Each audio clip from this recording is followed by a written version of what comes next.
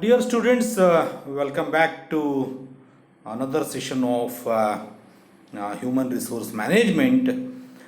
This is the session 32 where I will go to discuss on the topic benefits of job analysis. So here we reached in the last edge of this chapter where I have to discuss benefits of job analysis, how job analysis are going to be signifies taking by this benefit. Let us discuss one by one. There are many benefits which will influence on job analysis. Let's see one by one. A job analysis helps the organization to make suitable changes in the organizational structure so that it matches the needs and requirement of the organization. Duties are either added or deleted from the job. This is the one thing that I want to mention here. Rather than having a little bit of problems or hurdles, we have to overcome to those problems, because here in the job analysis there should be a duties maybe added or it may be deleted from the job. The organizational factor where we are going to consider the changes in the structure of that organization, which will always match together the manpower requirements, that how much manpower requirement needs to that organization.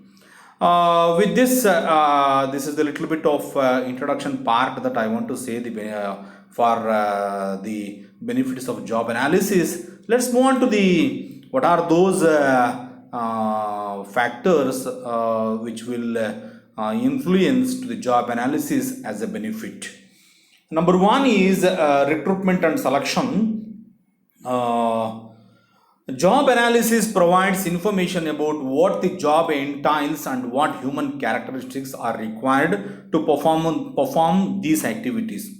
This information in the form of job description and specification helps management decide what sort of people to recruit and hire.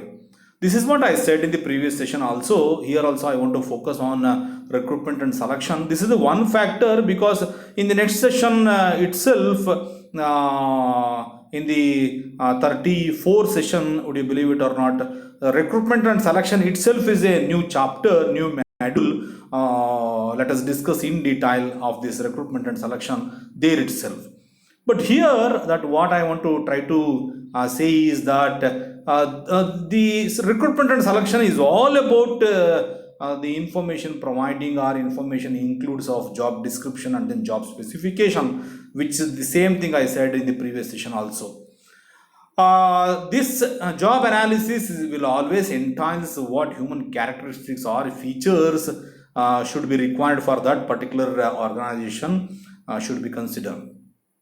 The second important benefit of job analysis is performance appraisal and training development, which is always based on the job requirement identified in the job analysis. The company decides a training program where the training is given in that which area or in which topic they have to choose, whether it is total quality management, whether it is on the career build development, or it is on the personality development, or it is on the life skills. All these things could be considered in the training program, particularly from that human resource manager.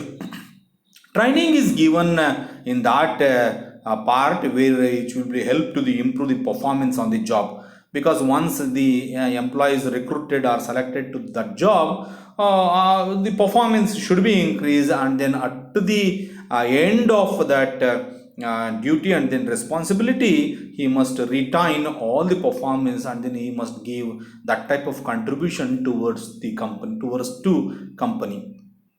Similarly, when appraisal is conducted, we check whether the employee is able to work in the manner in which we require him to do the job.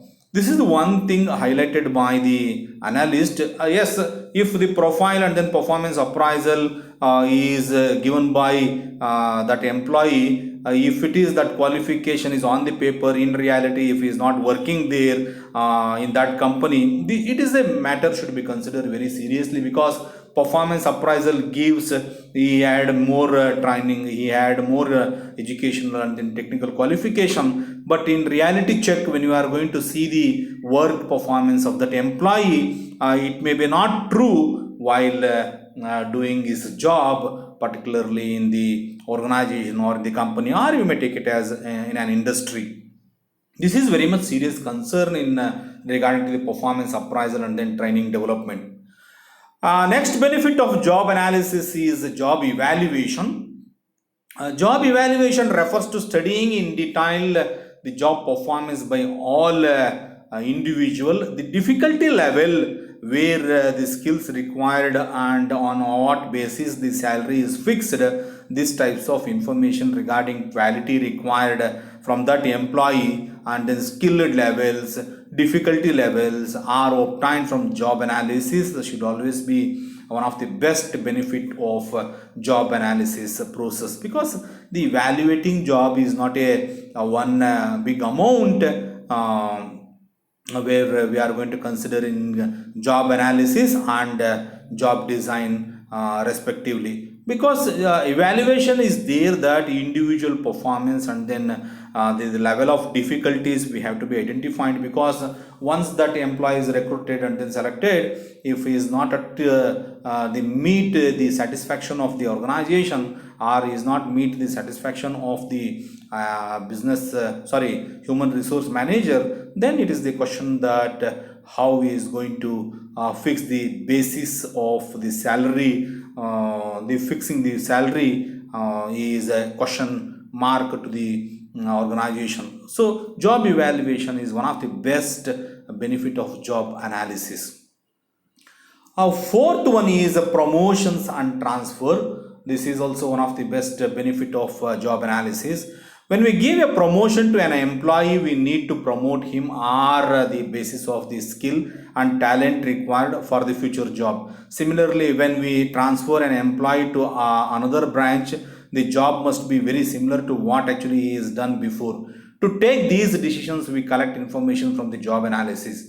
This is what I want to discuss more on this issue, because in government sector what happens, there is a lots of punishment transfer and then deputation are going together altogether. There is nothing reason has been there, simply making allegation on the employee and then supremacy, and then without having a legality they are controlling and then make over the bossism on the employee, that we seen everywhere in the public sector and also in the private sector. These types of promotion and then transfer should not be done. Promotion has been done according to his qualification, according to his service. But here somehow we know that in the private and then public sector, the CAS is there, cadre assessment is scheme is there, which is always maintained in the seniority and then qualification are to be considered.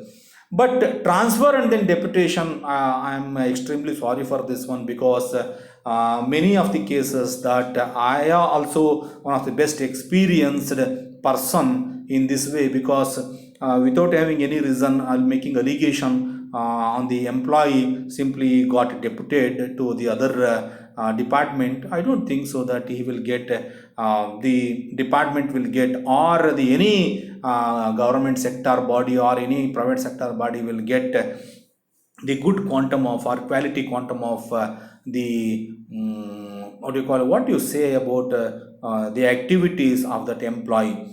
So what I will give suggestion here is that the transfer of that employee from that branch to another branch will have to be done according to the promotion and then service, but not to make the allegation simply and then make transfer or make deputation to the other issue. To take these decisions, we have to collect information from the job analysis. This is what I want to highlight here. If such types of promotion and then transfer is making by any departments in any set up under government or the private sector, we have to take it the information from the job analysis, what type of the person he is, and then what type of employee he is, and then on the basis of that work he will get transfer or to get deputation may be considered. So this is one benefit of job analysis, having a positive manner, I said, okay, not negative one. There are a little bit of drawbacks are also there, but the promotion and then transfer is one that we will consider benefits of job analysis in human resource management. So this is fourth benefit of job analysis, that is promotions and transfers. Let's move on to the next one, that is career path planning is one best what do you call benefit of job analysis. Many companies have not taken up career planning for their employees. This is one major drawback. It must be taken up the career path planning, because without having any career path planning, I don't think so that the performance of employee could be increased. This is done to prevent the employee from leaving the company. When we plan the future career of the employee, information will be collected from job analysis, where when we are having the future career of that employee, information always to be gathered from that job design or from that job analysis. Hence job analysis becomes important and also advantageous one. Otherwise totally the hurdles and then problems if appears, I don't think so the career path planning will be worked out in front of employee altogether with the organization. So sixth one is labor relations.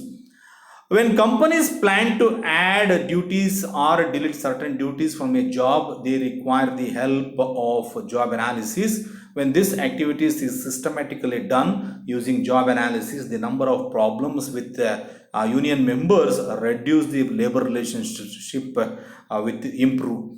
So this is what I want to identify. If that organization or that company, or it may be government bodies, or it may be in the private bodies, labor relationship always keep on a good one, because this labor problem, labor dispute always happened and also happening in industries in particular, because industries people want to work overtime work. As our the government policies said that stick to 8 hours, but apart from that they will do, and then they will set up with union body. With that union body, they want to reduce the labor problems or labor dispute in front of the organization. So labor relations is also one of the best benefit of job analysis. The seventh benefit of job analysis is all about health and safety. Most company prepare their own health and then safety plans and then programs based on job analysis. From the job analysis, company identifies the risk factor on the job, and based on the risk factors, safety equipments are provided. Because see here, if recruited and then selected labor or the employer is not having health and then safety in the working condition, then precautionary method have to be taken to do the welfare of the employee, because welfare of the employee will always to be considered, because on the basis of that safety and then health, what the all the family members are depending upon that employee, health should be maintained. Because of that, the organization or the company, either it may be the government sector or it may be in the private sector, they will always collect the give the benefit of ESI facilities, that what we are calling as the health facilities to the every employee. Either he may get recruitment under private sector, or he may get under public sector. Here I want to mention another one, that is PF, the provident fund, also be collected by the organization to only look upon the future of that employee. So this is the seventh one benefit, that is health and safety, which will always we will consider under job analysis. Last one is the acceptance of job offer, which is also be considered as a benefit of job analysis. When a person is given